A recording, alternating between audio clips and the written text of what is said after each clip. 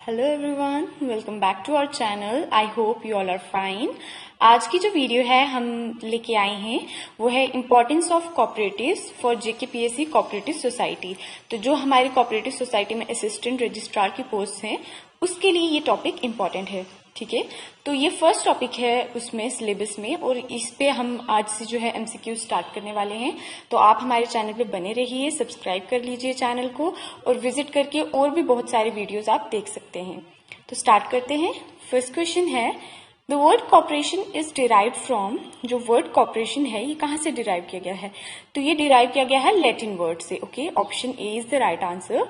Corporation is derived from Latin word cooperari. Okay, co means with and operari means to work. तो cooperation का मतलब क्या होता है कि working together with others for common purpose. ठीक है, जो कॉपरेशन वर्ड है ये को और ऑपरेरी से डिराइव किया गया है जिसका मतलब होता है वर्किंग टुगेदर।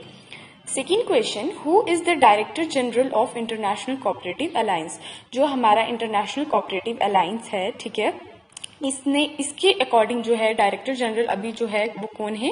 वो है ऑप्शन सी, ब्रूनो रोलेंड्स। और ये जो हमारा इंटरनेशनल कोऑपरेटिव अलायंस है इनके मुताबिक जो है कोऑपरेटिव एक ऑटोनॉमस एसोसिएशन है। ठीक है, जिसमें हम जो है जॉइंटली ऑन और डेमोक्रेटली कंट्रोल्ड एंटरप्राइज को वर्क करते हैं। ठीक है, और ये सोशियो कल्चरल नीड्स जो भी होती हैं लोगों की, कॉमन लोगों की, उनको मीट करते हैं। ठीक है। Third question, international cooperative council union was founded on. जो इंटरनेशनल कोऑपरेटिव काउंसिल है ये कब फाउंड किया गया था? तो ये फाउंड किया गया था ऑप्शन नंबर बी 1895 में। Okay. Fourth question, who was the first president of international cooperative council. जो इंटरनेशनल कोऑपरेटिव काउंसिल है इसके पहले प्रेसिडेंट कौन थे?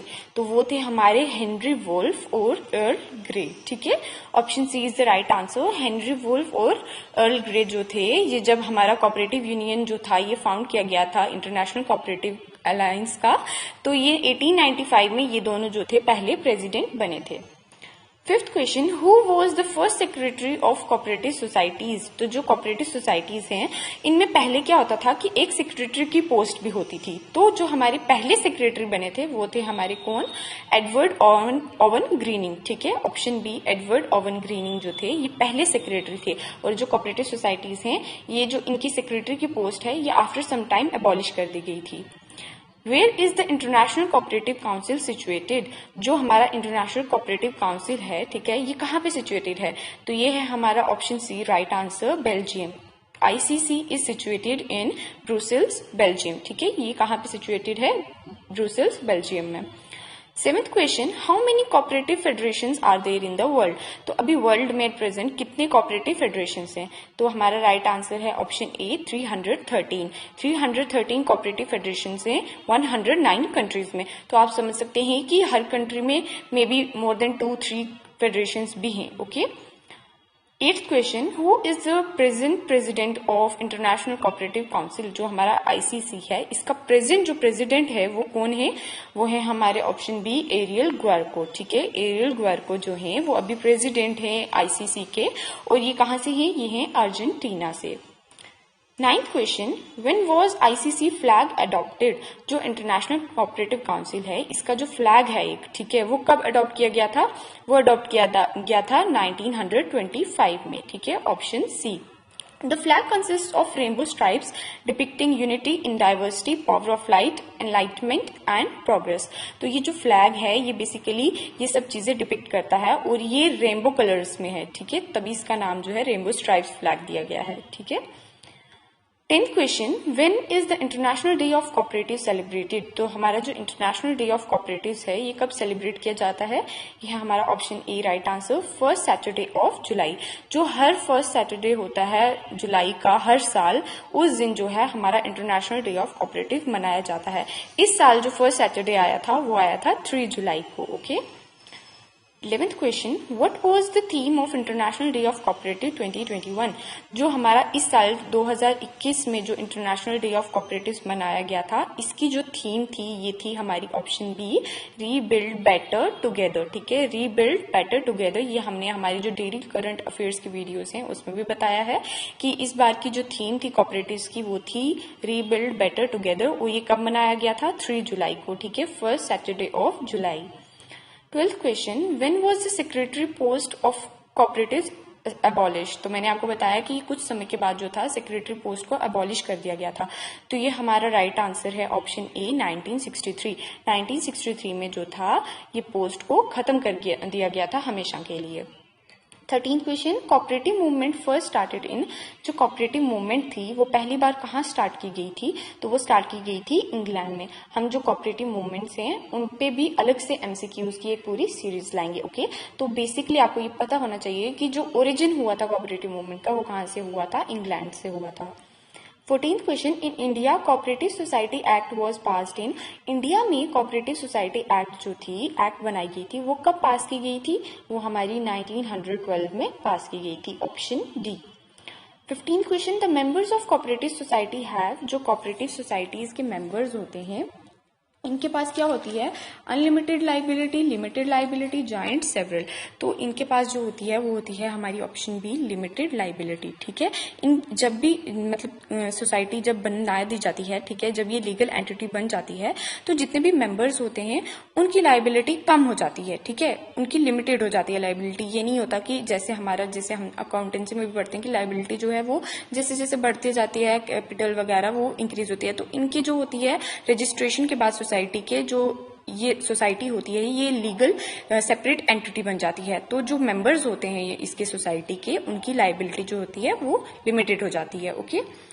16th question, cooperatives in India follow which type of organisation structure. तो इंडिया में जो कोऑपरेटिव सोसाइटी है इनका ऑर्गेनाइजेशन स्ट्रक्चर जो है वो कौन से तरीके का स्ट्रक्चर है? वो है हमारा federal. Okay, option D, federal structure is followed by India. ठीक है। 17th question, in a cooperative society admission of members and allocation of shares is done by. जो कोऑपरेटिव सोसाइटी होती है उसमें जो मेंबर्स की एडमिशन होती है और जो शेयर्स बांटे जाते हैं बेसिकली वो कौन करता है? तो वो हमारा कौन करता है? Option B, managing committee. जो मैनेजिंग कमेटी होती है कोऑपरेटिव सोसाइटी की वही जो नए मेंबर्स इंक्लूड करने होते हैं और जो शेयर्स बांटने होते हैं उसका सारा ध्यान रखती है। ठीक है, जो हमारी कोऑपरेटिव सोसाइटी होती है इसमें बेसिकली जो होता है वॉलेंट्री एसोसिएशन होती है। ठीक है, इसमें ये अलाउड होता है कि कोई भी ज्वाइन कर सकता है और जब उसको छोड़ना है सोसाइटी को तो वो मतलब सोसाइटी में एक लीव देके वो वहां से रिजाइन कर सकता है। ठीक है, तो it is a voluntary association और इसकी एडमिशन जो है एलोकेशन शेयर्स की जो है वो मैनेजिंग कमेटी करती है। ठीक है। 18th question, the principle followed by cooperative societies is. जो कोऑपरेटिव सोसाइटीज होती हैं इनमें एक प्रिंसिपल फॉलो किया जाता है। ये एक तरह की डेमोक्रेटिक मैनेजमेंट होती है। ठीक है, और इनका जो प्रिंसिपल है वो क्या कहता है? वो है हमारा option A, one man one vote. ठीक है, इनमें जो होता है कार्डिनल अप्रोच जो होती है, कार्डिनल प्रिंसिपल जो होता है डेमोक्रेसी का वो फॉलो किया जाता है, जो कि कहता है कि वन मैन वन वोट, एक आदमी एक वोट करेगा। ठीक है, और जो भी जितने भी सारे ये प्रिंसिपल के अफेयर्स होते हैं ये सब कौन हैंडल करता है? ये हमारे जो कोऑपरेटिव सोसाइटी के बोर्ड ऑफ डायरेक्टर्स होते हैं वो मैनेज करते हैं। ठीक है, तो इनके मुताबिक जो होता है कि एक आदमी एक वोट करेगा। ठीक है, इसका मतलब क्या है कि किसी को भी स्पेशल ट्रीटमेंट नहीं मिलेगी। ठीक है, और इनका जो कोऑपरेटिव सोसाइटीज का मेन मकसद होता है वो ये होता है कि ये प्रॉफिट पे ज्यादा ध्यान नहीं रखते। ये किस पे ध्यान रखते हैं? ह्यूमंस पे ज्यादा ध्यान रखते हैं। जो मतलब सर्विंग नीड्स हैं, लोगों को जो सर्व करना है, ये उस चीज पे फोकस रखते हैं। ये अपने प्रॉफिट पे कम फोकस रखते हैं। Okay. 19th question, the main objective of corporation is. तो मैंने जैसे अभी बताया जो कोऑपरेटिव सोसाइटीज हैं, जो कॉर्पोरेशन है, इनका मेन ऑब्जेक्टिव क्या है? इनका मेन ऑब्जेक्टिव है ए, एलिमिनेट मिडलमैन। एलिमिनेट मिडलमैन मतलब कि जैसे हम अब एग्जांपल ले लें, जैसे अब कहीं से फंड आते हैं गवर्नमेंट की तरफ से। ठीक है, तो गवर्नमेंट ने हमें आम आदमी को फंड भेजा कुछ। ठीक है, वो फंड जो है बीच में 3-4 रास्तों से गुजर के हमारे तक बैंक अकाउंट तक पहुंचता है। तो इनका मेन मकसद क्या होता है कि ये डायरेक्टली मेन पर्सन तक पहुंचे। ठीक है, जो रियल बेनिफिशियरी है उसको ये चीज मिले, गेन मिले।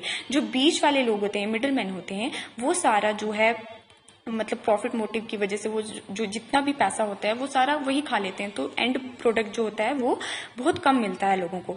तो इनका मेन ऑब्जेक्टिव है to eliminate middleman, B, raise economic status of poor. तो जितना भी पोर है, अगर मिडलमैन एलिमिनेट हो जाएगा तो ऑफिशियली जो पोर के पास ही पैसे पहुंचेगा ना, तो जो हमारा इकोनॉमिक स्टेटस पोर का है वो भी रिच हो पाएगा। ठीक है, ये नहीं होगा कि सिर्फ रिच ही रिच होगा और पोर ही पोर होगा। सी है रिमूव कैपिटलिज्म। तो कैपिटलिज्म क्या होता है? कैपिटलिज्म यही होता है कि जैसे जो प्रॉफिट मोटिव वाले लोग बीच में बैठे होते हैं, जो एक्सप्लॉइट करते हैं, ठीक है, बेसिकली वो क्या करते हैं कि वो आम लोगों तक उतनी चीज पहुंचने ही नहीं देते हैं, ठीक है। तो इस चीज को कोऑपरेटिव सोसाइटीज जो हैं ये खत्म करना चाहती हैं। इनका मेन मकसद होता है कि जितनी भी समाज में इनइक्वालिटीज हैं उनको अबॉलिश किया जाए, ठीक है, एबॉलिशन ऑफ सोशल इनइक्वालिटीज। तो ये जितने भी ऑब्जेक्टिव्स हैं, eliminate middleman, raise economic status of poor, remove capitalism, ये सब जो है मेन ऑब्जेक्टिव्स हैं किसके, कॉर्पोरेशन के। तो all of these is the right answer. 20th question, ICC publishes a report every year known as, जो इंटरनेशनल कोऑपरेटिव काउंसिल है ये हर साल जो है एक रिपोर्ट पब्लिश करता है, ठीक है।